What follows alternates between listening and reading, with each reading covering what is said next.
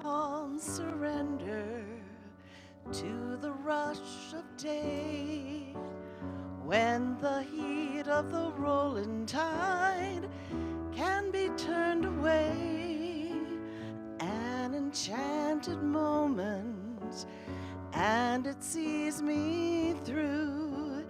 It's enough for this wide-eyed warrior just to be with you. And can you feel the love tonight? It is where we are. It's enough to make bright-eyed wanderers that we've got this far. And can you feel the love tonight? How it's laid to rest. It's enough to make kings and vagabonds believe the very best. It's enough to make kings and vagabonds believe the very best.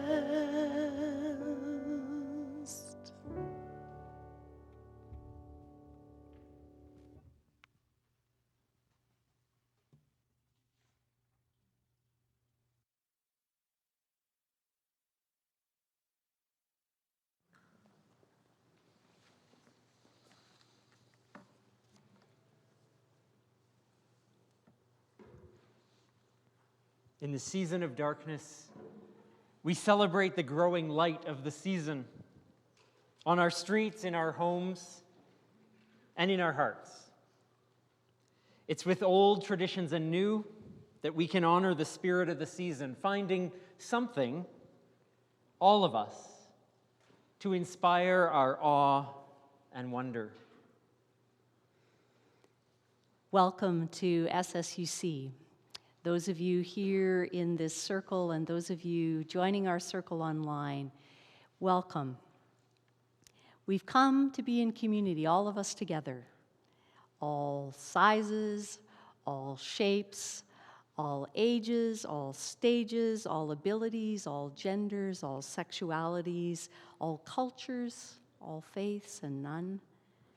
All of us together with the hope of kindling the power and the wonder of love and light. So throughout the evening, we'll sing some old familiar tunes. Sometimes the words are what we remember. Sometimes they'll be new. We invite you to sing whatever's most meaningful for you, not to reinforce something that doesn't fit for you today, but always to find what's relevant and meaningful for our lives and our living right now. So whether it's in a new song or an old carol or in the ancient stories of courage and perseverance and newness, may we find our way together with each other in the work of growing love's light. Together, we welcome each other to Christmas.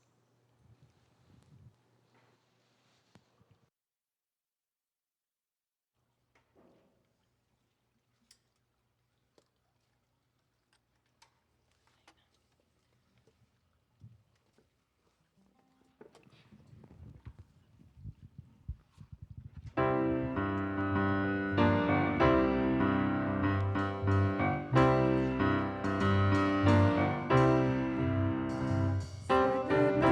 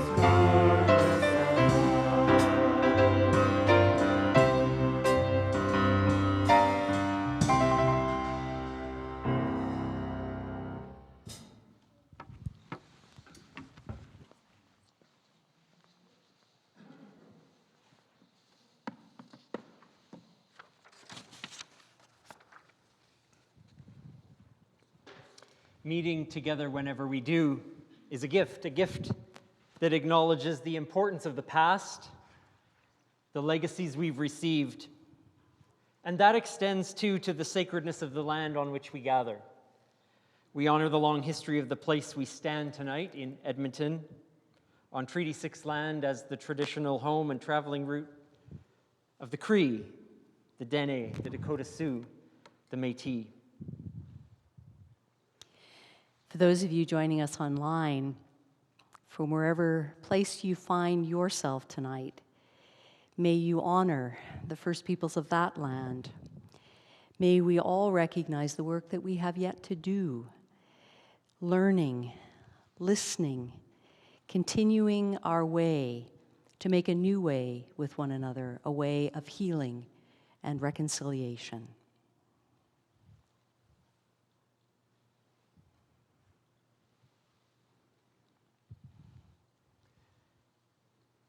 Lights are all around us in this season, and we honor the lights that have led us to wherever we are tonight. We recognize the light that burns in us for hope.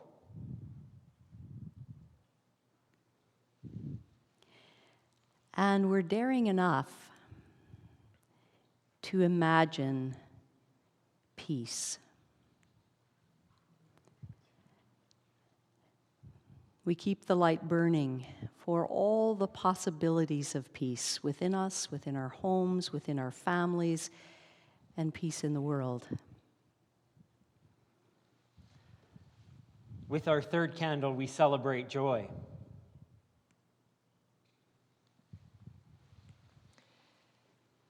It's the gift of life, the blessing of birth and chosen families, and the presence of friends and community. And we cherish the light that burns for love.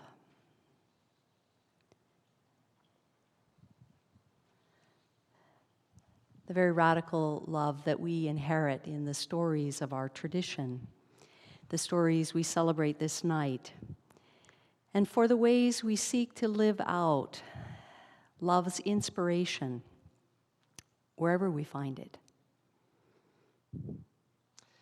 And on Christmas Eve, we celebrate this light at the center.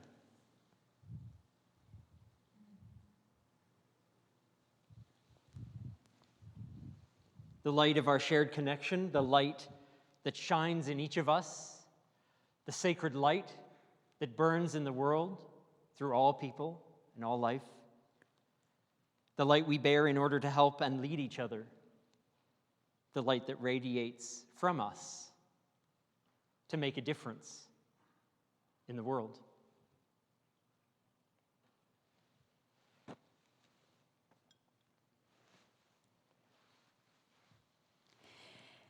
And we join our voices with each other to speak our intentions and our hopes in this night.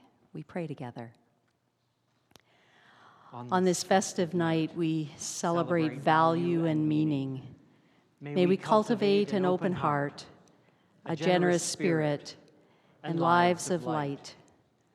May we have ears for the songs of peace. May we have eyes for the wonders of the universe. And may we discover within us the courage and motivation to work side by side in creating a world of hope and love, of justice and joy that this celebration inspires. May it be so.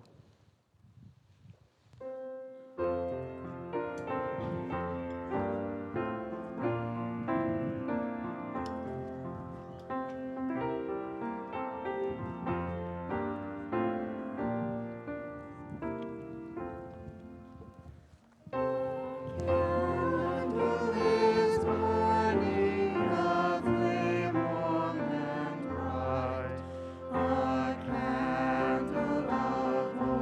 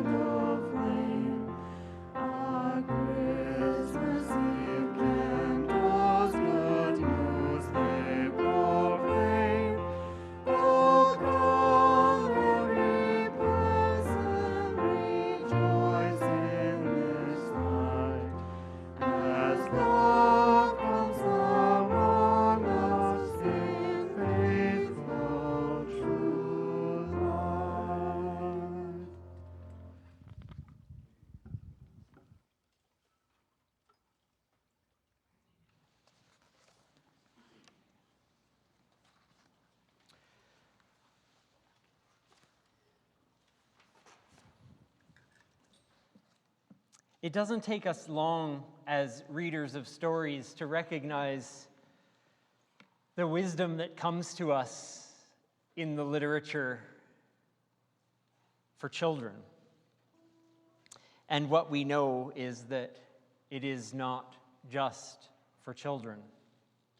It's for all of us. And so tonight I want to share a Christmas story with you entitled The Star Tree.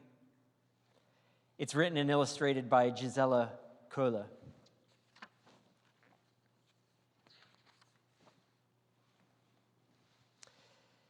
In a little house in a big city, there once lived a very old man. He'd lived in this house for as long as he could remember. He'd watched the city grow bigger and bigger, seen it swallow up parks and gardens, seen skyscrapers rear up and supermarkets sprawl.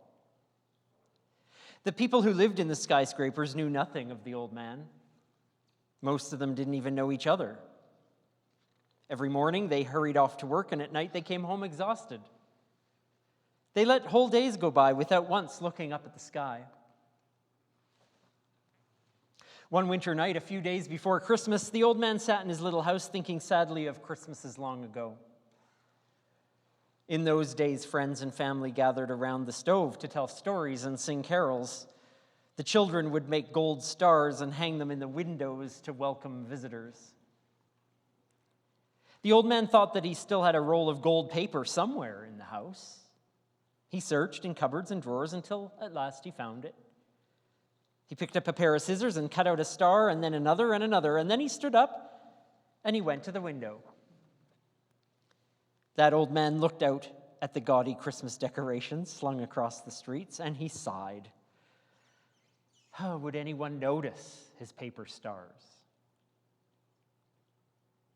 He decided to take the stars out into the countryside where it was darker, and his stars would show up better, reflecting the gentle light of the moon. Outside, the wind was rising. It whipped up the ends of the old man's scarf, and it scattered some of his stars. In the city, the wind rattled and ripped the gaudy Christmas decorations. Then it tore down the power lines. All the lights went out, and the loudspeakers stopped blaring their jangly Christmas songs. The city lay silent and dark. The old man walked through the silent streets, past the tall buildings, past the darkened windows, the locked doors. Darkness and silence were new and strange to the people of the city. They huddled indoors, afraid to go out. The old man walked on, out of the city, across the fields, and up the highest hill. And as he reached the top, the storm began to lose power. Then at last the wind drove the clouds away, and a huge December moon appeared in the sky. The children, who happened to be looking out their window, saw a figure outlined against the moon. "Look," cried the children, "there's a man with a trail of gold at his feet." Well, they were so glad to see a light that they took their children by the hand and led them out of the city. They walked over the silent, snow-covered fields and up the hill. And when they reached the top, they saw the old man hanging gold stars on a tree. The stars twinkled in the moonlight and cast a golden glow on the bare branches and the snow beneath. Everyone stopped and stared in wonderment. Then one of the children began to sing a Christmas carol, quietly at first and then louder as the others joined in. The old man turned around when he heard the singing. Some starlight will always bring a spirit of Christmas. And he began to sing too.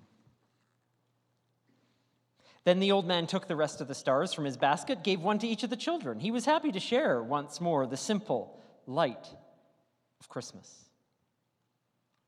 The children carried the stars back into the city and hung them in their windows.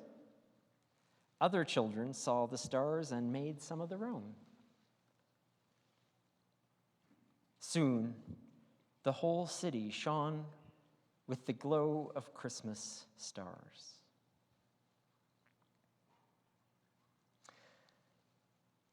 in this reading of a children's book, may we find wisdom for our living. And perhaps that wisdom might be that it takes all of us sharing stars, sharing presents, sharing meals and food, sharing love and joy to make Christmas happen and to shine light in our world.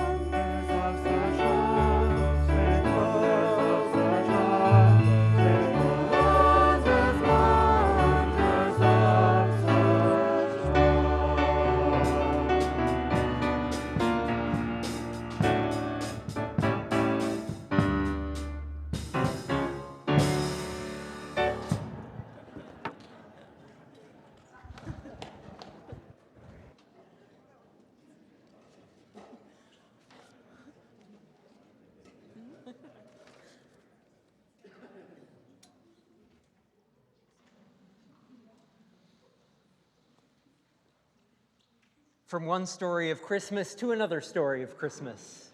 This one, according to the Gospel of Luke. In those days, a decree went out from the emperor that all the empire must be registered.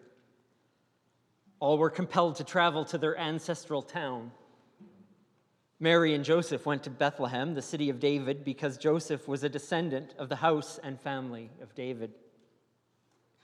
While they were there, the time came for Mary to deliver her child, and she gave birth to her firstborn son. She wrapped him in bands of cloth and laid him in a manger, because there was no room for them in the inn. And there were shepherds in the field near Bethlehem, taking care of their flock that night. An angel appeared to them, and they trembled in awe. But the shepherds heard the message, "Don't be afraid, for this is good news of great joy, and it's for all people. This very night a child is born. You'll find a baby wrapped in blankets and lying in a manger." Suddenly a whole host of angels appeared, and it was though as if the heavens had opened in song and praise. Glory all around, and peace on earth for all people.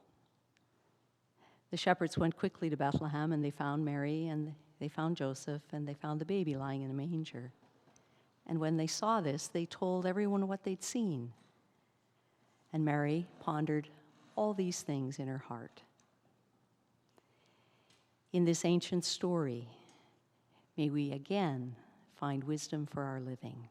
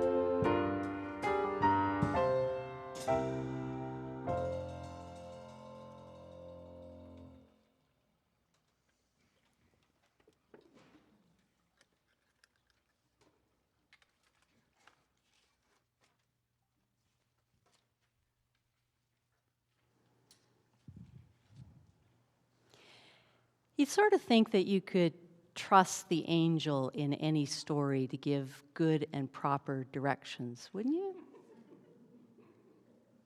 And granted, you could sort of understand one angel in the cast getting a bit carried away, getting their lines mixed up, or getting all caught up in the moment or something.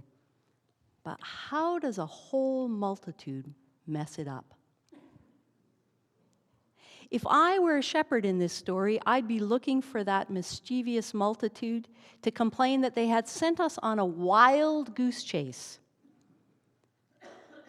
How in the world could they think that you'd leave that quiet hillside and you'd find peace on earth, and that you'd know you'd found it when you get sight of it all swaddled up in a feed trough somewhere in Bethlehem?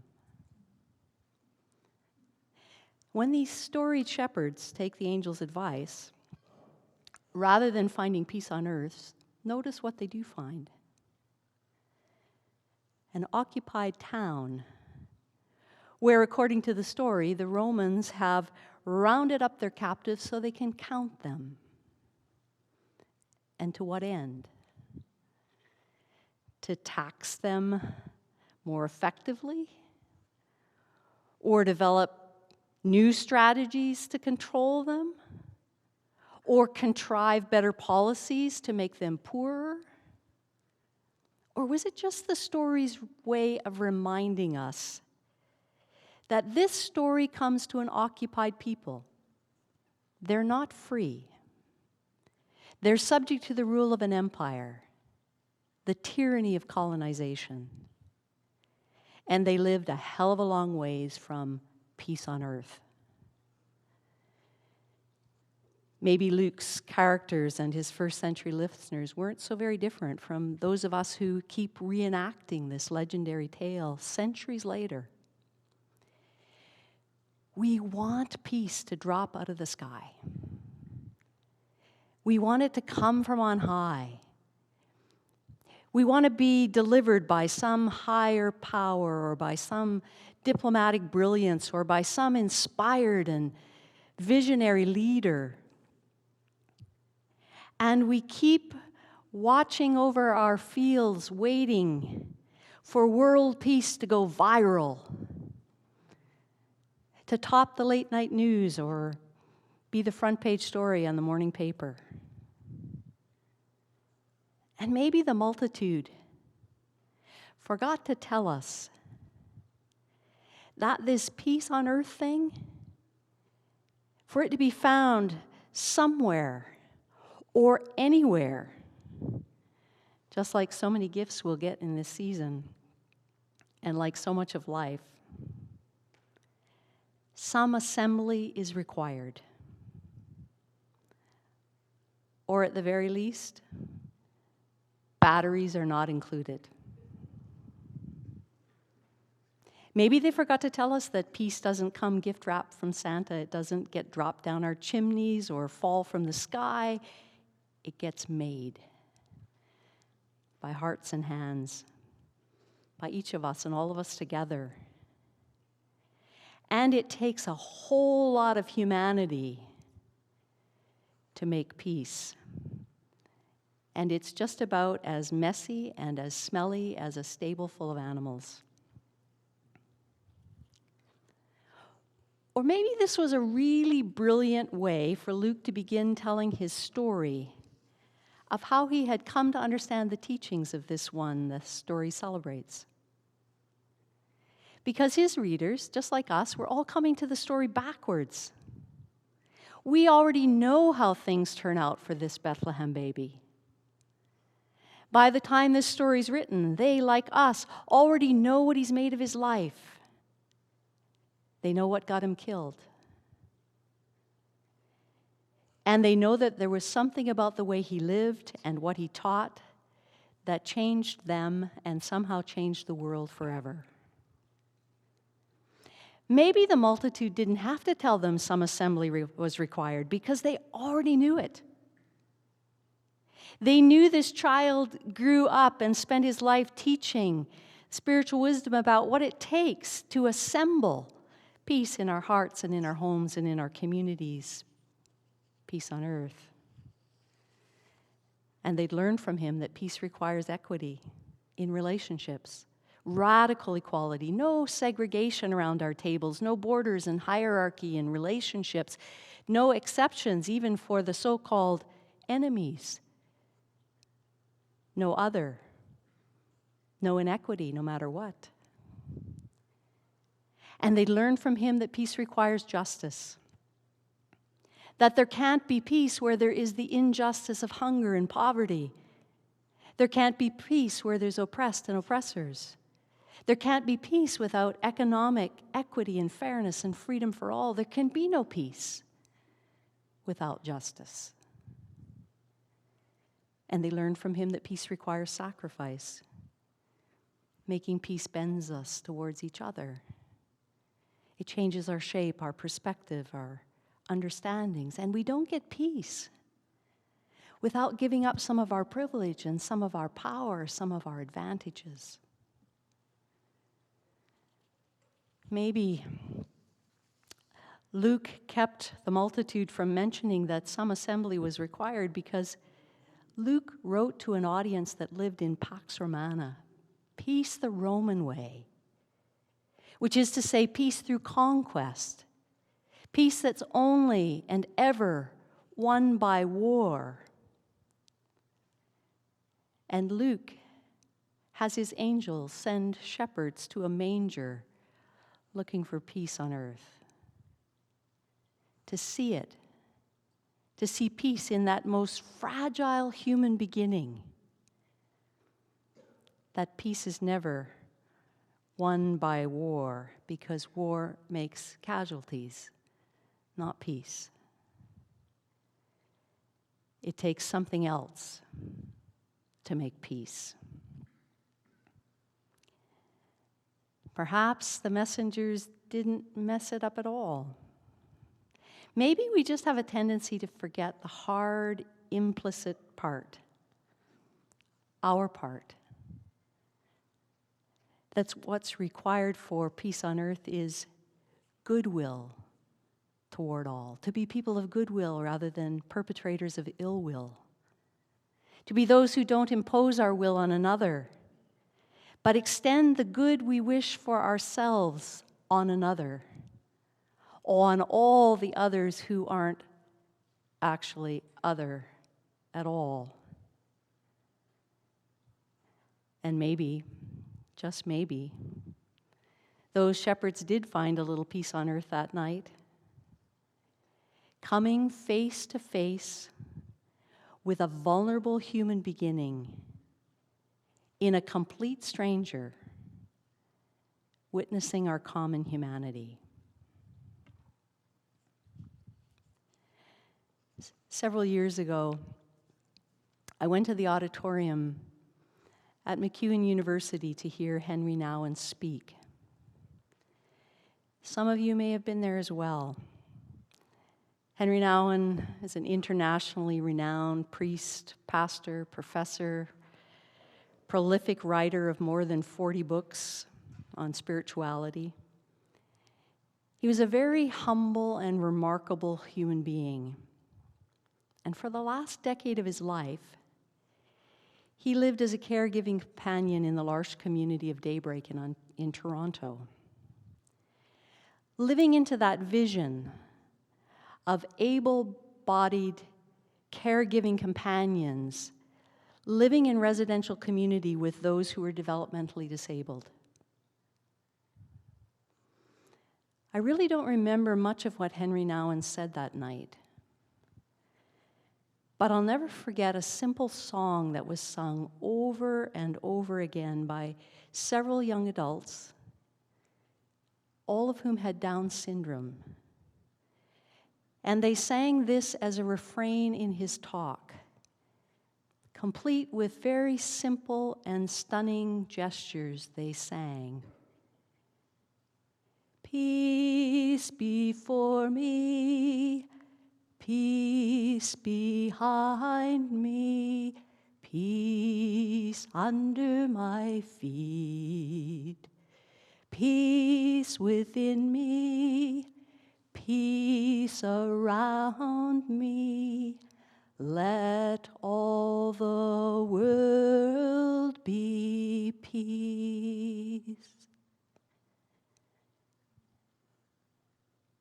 Dressed in white,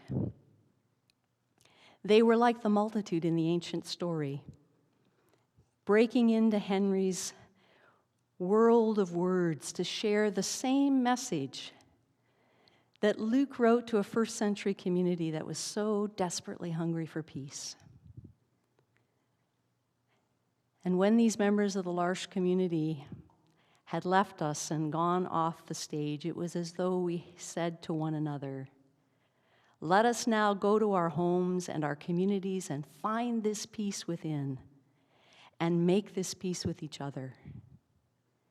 And they inspired us to look to one another, not to our politicians, not to our gods or our gurus or our NGOs, but to look within ourselves and discover where we're at war with ourselves, and to look between us to address the inequities and the injustice and the selfishness that keeps us from making those sacrifices that would make peace.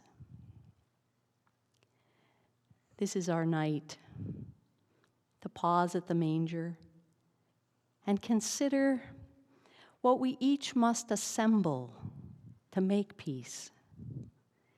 The goodwill that we have to assemble within our skin as a species that's still incomplete, still evolving into human beings, recognizing that we're still human becomings, still finding our way to the truly humane expression of life.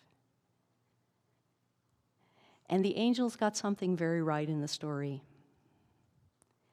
When we manage to assemble that goodwill that builds peace and see it in every new life, in every child, as though that child were our own and precious to the earth, a sacred being, it will be the time when no one needs to be afraid.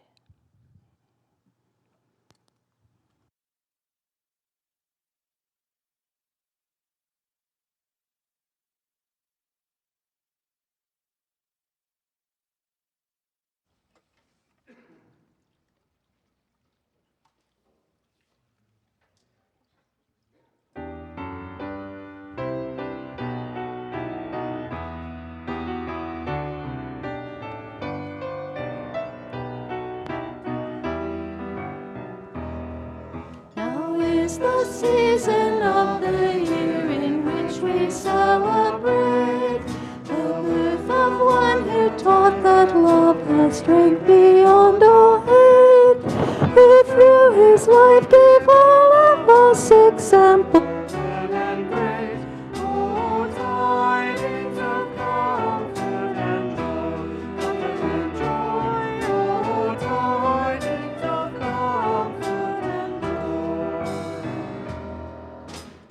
He alone messages all the same great truth declare, that as we walk in the light and have the will to dare,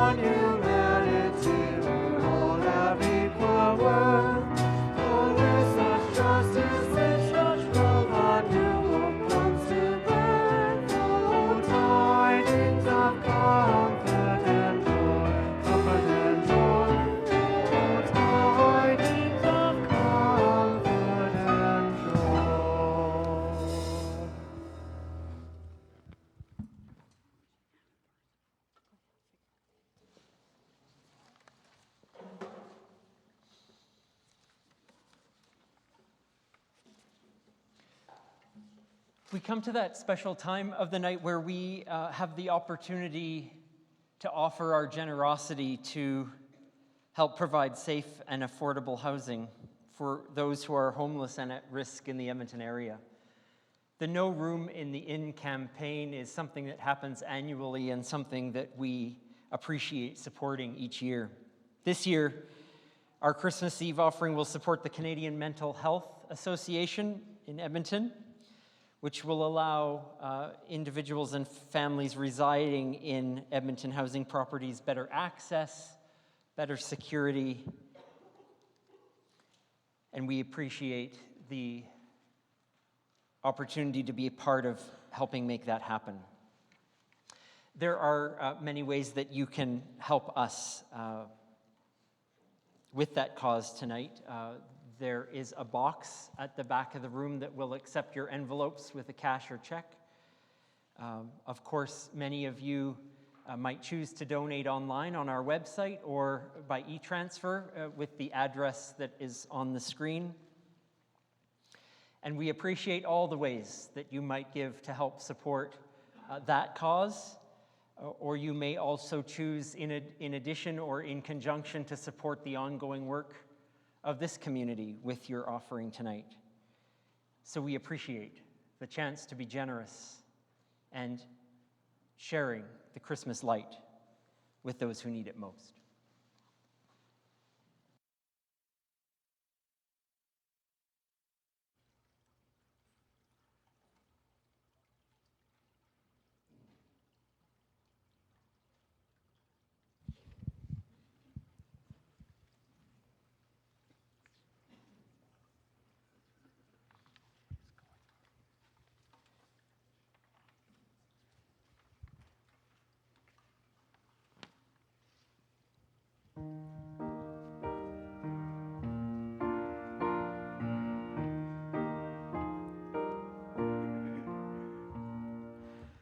Every little wish and every little dream has a chance of coming true on Christmas.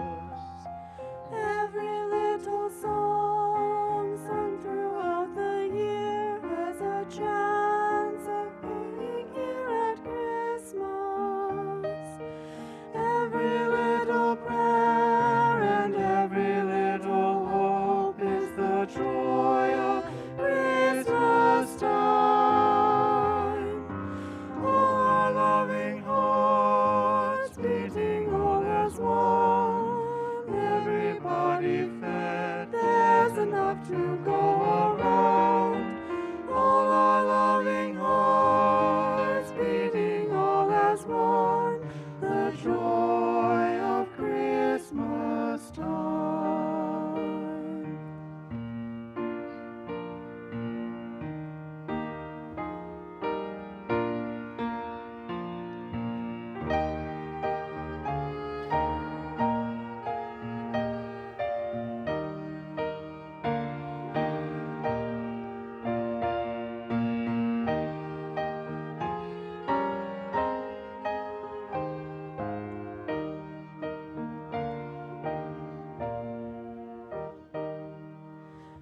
Every little wish and every little dream has a chance of coming true at Christmas.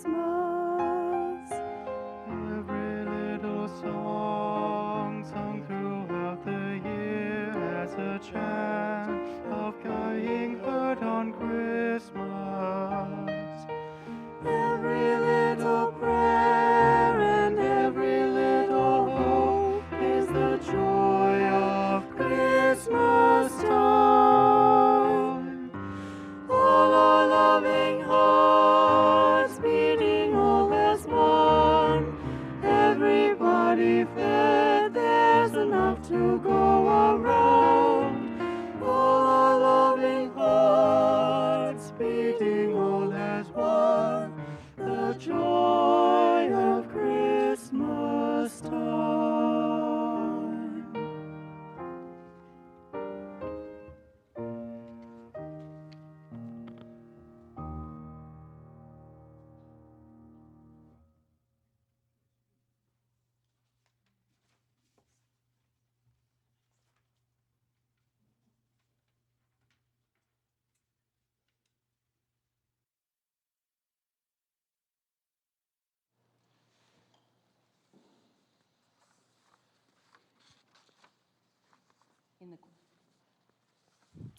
In the quiet of this night, we bring our prayers and our hopes for the world, for ourselves, for those we love. We pray with one another.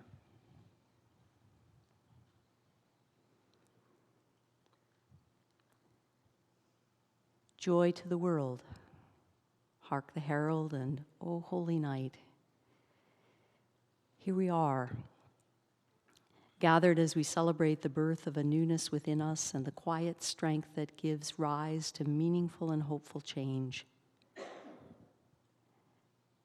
And we gather to pause amid the celebrations, amid the gatherings of family and friends,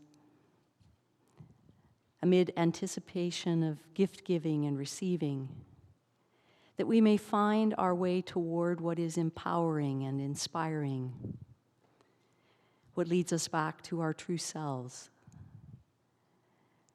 what helps us find our way closer to each other, to rediscover our true humanity.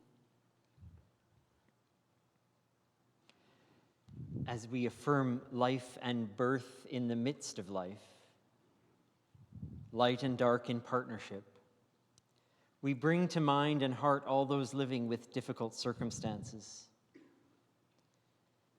those living with upheaval, loss of jobs or loved ones or relationships. We hold our light for the underhoused, the at-risk children, vulnerable seniors, for the sick, imprisoned, and marginalized.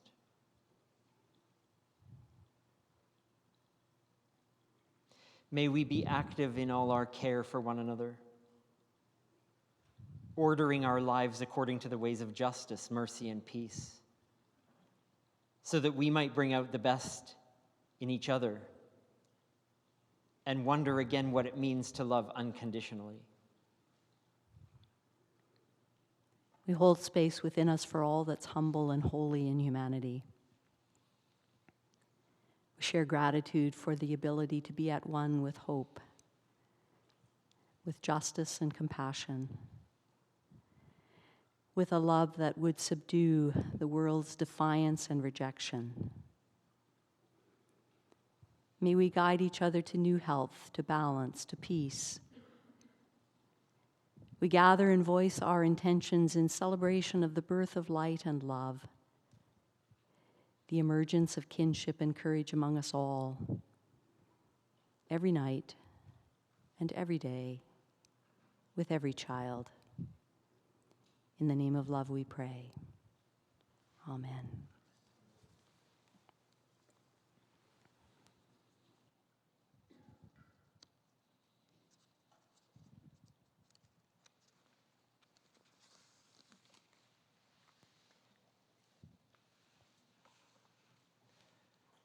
As we embark on this treasured Christmas tradition of passing candlelight from one to the other, we recognize that this is a way that we embody how we share Christmas, how we live the light in our lives and with each other. We pass it, one small act, from one to another to another. And so in this wonderful Christmas tradition, let's share our Christmas candlelight. We'll light each other's candles. We'll share the light of Christmas.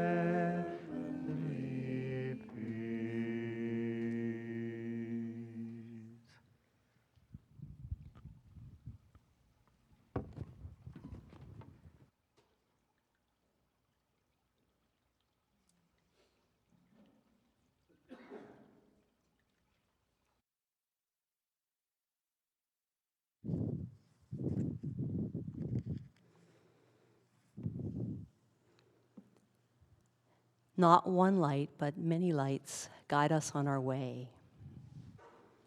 Every flame of hope, of love, every flame of joy and peace. Every effort to do good, every act of kindness and justice. Every light we embody brings a little peace to our troubled world. May we go into this night with the radiance of courage shining in each of us. May we go with the courage to do the work of Christmas through this season and always.